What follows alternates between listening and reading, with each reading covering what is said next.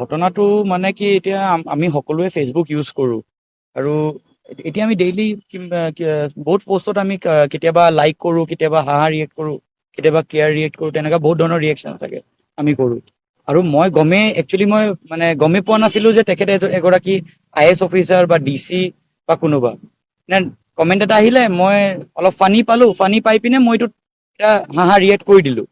কৰি দিয়াৰ পিছত আৰু এইটো 2023ৰ কথা, মোৰ ওচৰত কল আহিছে 23 জানুৱাৰী 2025। মোক OC-য়ে কল কৰিছে, কোকৰাঝাৰ OC-য়ে, যে আপোনাৰ নামত এটা কেছ আহিছে, আপুনি ইমিডিয়েটলি থানাত আহিব লাগে। মই কৈছোঁ মই থানাত মানে কিয় আহিম, মোৰ নামত কেছটো কওক। তেখেতে কেছটো ক'বলৈ ৰেডি নহয়, কোকৰাঝাৰ OC-য়ে। তেনেকৈ কওঁতে মই ক'লো আপুনি মোক চামন দিয়ক তেতিয়াহ'লে।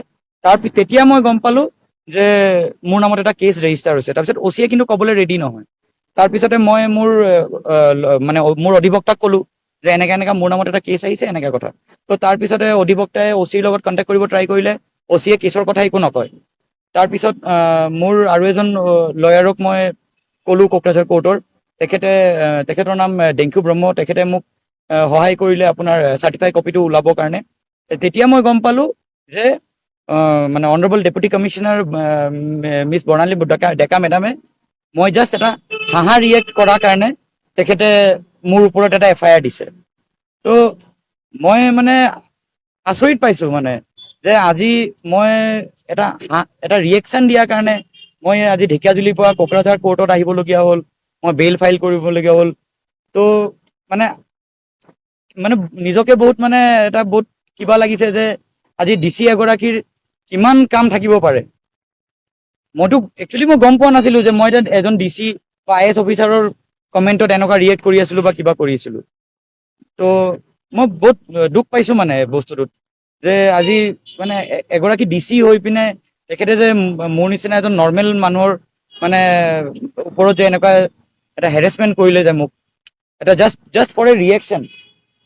আজি মানে কিমান ক'ত কিমানে ৰিয়েকশ্যন কৰি থাকে। আজি চাওক, তেখেত কোকৰাঝাৰতো DC আছিলে, এতিয়া মেডাম এতিয়া নলবাৰীৰ DC হয়।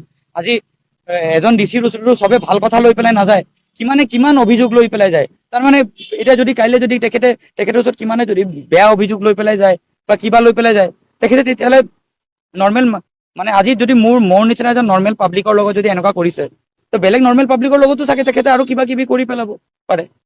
আচ্ছা, যোনে কমেণ্ট দিছিলে, এই কমেণ্টটো কি আছিলে? আপুনি যে হাঁহিলে। 2023ৰ কথা মোৰ এতিয়া মনতে নাই। এতিয়া দাদা আপুনিও চাগে ফেচবুক কৰে, আপোনালোকে চবে চাগে ফেচবুকত 2023ত আপুনিও কিমান জেগাত কমেণ্ট কৰিছে, কিমান জেগাত লাইক কৰিছে, আপোনাৰো চাগে মনত নাই, মোৰো মনত নাই। মই জাষ্ট ইমানটো FIR চাই পেলাই মই গম পালোঁ যে মই এটা হাঁহা ৰিয়েক্ট কৰিছিলোঁ। সেইটোৰ পৰাই মানে মোৰ নামত কেছ দিছে। হা, মানে মোৰ অধিবক্তাই কোৱা মতে মিষ্টাৰ নৰেশ বৰুৱাৰ নাম, মানে মানুহ এজনৰ কমেণ্টত বোলে মই হাঁহা ৰিয়েক্ট কৰিছোঁ। মই একো মনত নাই। 2023ৰ কথা, 2023ত যদি কেছটো হ'লে হয় তেতিয়াহ'লে বেলেগ কথা।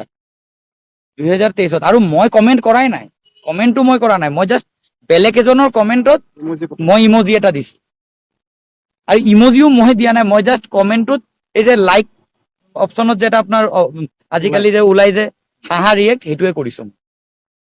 মানে হাঁহাৰ কাৰণে আপুনি মই হাঁহাৰ কাৰণে আজি মই কোৰ্টত দৌৰিব লগা হ'ল। মই আজি হাঁহিছো কাৰণে মই আজি ইমানখিনি হেৰেচমেণ্ট পালোঁ, তাকো এজন নৰ্মেল মানুহৰ পৰা নহয়, এজন DCৰ পৰা, উই যে IAS অফিচাৰ, মানে ইমান ডাঙৰ মানুহৰ পৰা। অপৰাধ হ'ল মোৰ হাঁহাটোৱে আজি ডেটত মোৰ কাৰণে এটা অপৰাধ হ'ল। আৰু মই আজি হাঁহাৰ কাৰণে আজি মই ইমান কষ্ট পালোঁ, ইমান হেৰেচমেণ্ট পালোঁ। আজি মোৰ মা ঘৰত অকলে, মোৰ দেউতা ঢুকুৱা আজি 5 বছৰ হৈ গ'ল, মোৰ মাৰ গা বেয়া থাকে। আজি বেল এটা ফাইল কৰা হৈছিলে কোকৰাঝাৰ CGM কোৰ্টত। FIR-টো দিছিলে IAS বৰ্ণালী ডেকাই 2023। আৰু আজি বেল ফাইল কৰা হৈছিলে অমিত চক্ৰৱৰ্তীৰ ফালৰ পৰা। ফাইল কৰিছিলে বাই এন এডভকেট ৰোজ ভৰালী, বিৰু সাহা আৰু ডাইনা দুৱাৰা। তেওঁৰ এলিগেশ্যনখিনি আছিলে অমিত চক্ৰৱৰ্তীয়ে বৰ্ণালী ডেকাৰ এটা পোষ্টত কোনোবাই কমেণ্ট কৰিছিলে, সেই পোষ্টৰ কমেণ্টত তেওঁ এটা ৰিয়েকশ্যন দিছিলে হাঁহাৰ। তাৰ কাৰণে তেওঁৰ এগেইনষ্টত IAS বৰ্ণালী ডেকাই কেছ এটা ৰুজু কৰিছিলে 2023 কোকৰাঝাৰ PSত। কেছ নম্বৰ আছিলে 153 কোকৰাঝাৰ PS আৰু under section IPC 120B 354D 1 2 500 509 আৰু IT Act 66 গোটেইখিনি কোৰ্টে আজি চাই পেলাই বেলৰ যোনখিনি নেচাৰ আছিলে বেলেবল আছিলে আৰু মাননীয় CGM কোৰ্টৰ পৰা আজি বেল দিয়া হয় অমিত চক্ৰৱৰ্তীক আৰু এইখিনি আছিলে আৰু ফেচবুকত কমেণ্ট লৈ পেলাই এইখিনি কেছ কৰা গৈছিলে তেওঁৰ ফালৰ পৰা দিয়া হৈছিলে আপোনাৰ 24/4/2023 তাত কমেণ্ট কোনোবা নৰেশ বৰুৱা নামৰ মানুহে কোনোবাই কমেণ্ট দিছিলে তাত অমিত চক্ৰৱৰ্তীয়ে খালি হাঁহাৰ এটা ৰিয়েকশ্যন দিছিলে ফেচবুকত সামাজিক মাধ্যমত আৰু তাকে লৈ পেলাই তেওঁ FIR ৰুজু কৰে আৰু সেই কেছৰ আজি আমি বেল ফাইল কৰিছোঁ যিহেতু কোকৰাঝাৰ পুলিচে তেওঁক বিচাৰি আছিলে অমিত চক্ৰৱৰ্তীক আজি 2 বছৰ পিছত আৰু সেইকাৰণে আমি কোৰ্টত আমি বেল ফাইল কৰি পেলাই আজি কোৰ্টে বেল দিয়ে আৰু চাৰ্টেন কণ্ডিশ্যন দিয়া হয় আৰু তাকে